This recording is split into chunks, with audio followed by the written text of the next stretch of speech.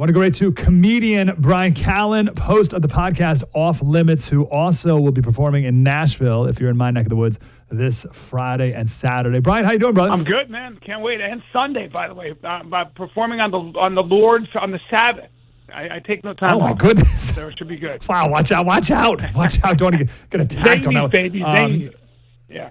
That's it. And then the podcast is called Off Limits. And our very own Alex Marlowe, editor-in-chief of Breitbart.com, was on your show recently. How was it talking to Alex? It was a breath of fresh air, let's put it that way. I live in Los Angeles. So, there's a certain orthodoxy one keep when you're in show business. Unless you're me, in which case I can't keep my mouth shut. And, if you espouse traditional views that made this country great, you're labeled far right nowadays. So it's an interesting time, What are you doing out there? Well, you know what, man? I got to earn a living, and being a comedian beats working for a living. Let's put it that way. I get to be a jackass, and I get paid for it. So what are you going to do? So I'm a big Seinfeld fan. Right. So I was listening to an interview with Seinfeld the other day, and he was talking about location and the importance of location.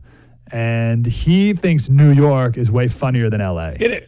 Do you find that vibe? It's funnier because you're always pressed up against another human being. New York, it's got a smell to it. You're always a foot away from somebody. So, the homeless guy is not somebody you drive by in your car. The homeless guy is somebody that kind of brushes up against you. And so there's a tactile kind of reality about New York. And there's something about walking down the street that it's not. There's something, you're never really that safe in New York. You never know what's going to pop off in a second. And I think it kind of keeps you kind of at a heightened level in a lot of different ways. Maybe that's kind of what it is. He said something around that. You said it better. But yeah, you're constantly confronted with people, and people are funny. Yeah. So but like I said, pressed up. You're just pressed up against them. You're fighting for things. You're talking to people. You're waiting in line. People are swearing. It's just in your face all the time. There's also a tradition of comedy that started in New York, Chicago, some of these cities.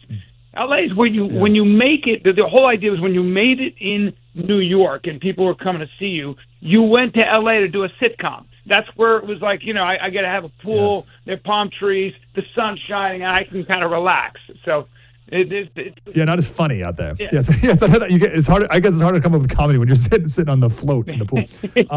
But also, you mentioned traditional values a second ago. Yeah. Talking with Alex, who has them.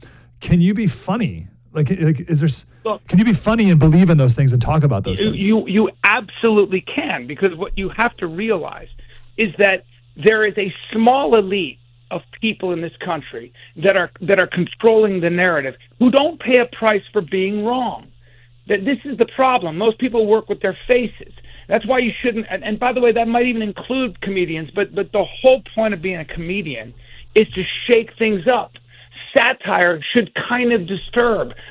Satire should probably, shake the power structure and its boots a little bit. That's the whole point. If you're not telling the truth on stage, and by the way, the reason people laugh is because you're usually saying things that they are thinking, but they can't say, because if you say it, you'll get fired. But all of us have at least 5 thoughts every, half hour that would get you fired if you said out loud. Let's be honest. And so my job is to keep reminding people of that. That's the job of a comedian. I'm not interested in, towing the party line here. And so there's got to be a certain amount of irreverence. And if you don't believe me, by the way, just see the fact that the Washington Post, which was read by everybody, conservatives and liberals, for most of my lifetime, because it was a good source of information. It may have been slanted left, but at least you got your information. They lost half their readership in 4 years. They lost $77 million last year. And do you know why the New York Times is still really profitable? It's not because anybody's reading their articles. It's because of their crossword puzzles. That's what it is, dude. So what does that tell you? That's the money maker. They're writing stuff for a very small group of people who went to very expensive universities. And come from a specific kind of area code. And if they've all read the same books and they all speak the same way. But if you're a comic and you perform for people all over the country, you realize that they're laughing at things that the elite, or whatever you want to call it, the educated elite, considers offensive, quote unquote, which they don't, by the way. That's all a lie. That's all a lie. It's just okay. We only got about 90 seconds. Right. This is I really think the job of the comedian is really, it's like super important. Like maybe one of the most important things, actually. Yeah. And I don't want to I don't know if that puts pressure on you, or I don't know how you feel about that. But what do you think your mission is? And it could be simple, like Jerry's, again, Seinfeld. He's just I just want people to laugh. Like he's not on any mission. I just want people to laugh. Like it's all about the joke. Well, so and that's great. Because as a comedian, things bother me, and I get worried. And so what I do is I put that into funny.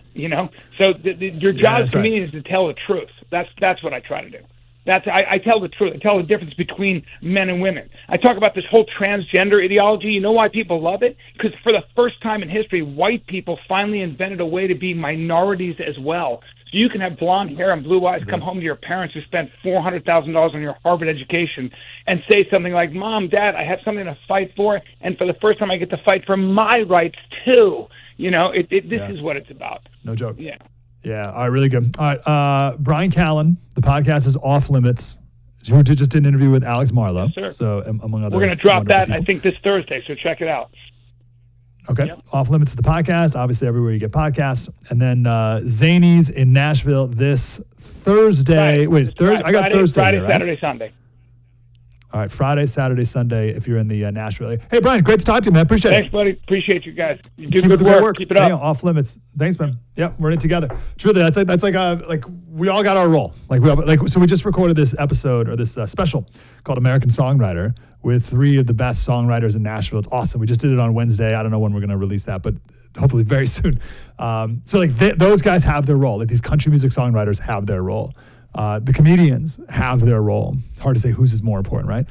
You have your role where you are, I'd say the most important, because you take all this stuff that we do and talk to people. That's what we do. That's what you do. Spread the word.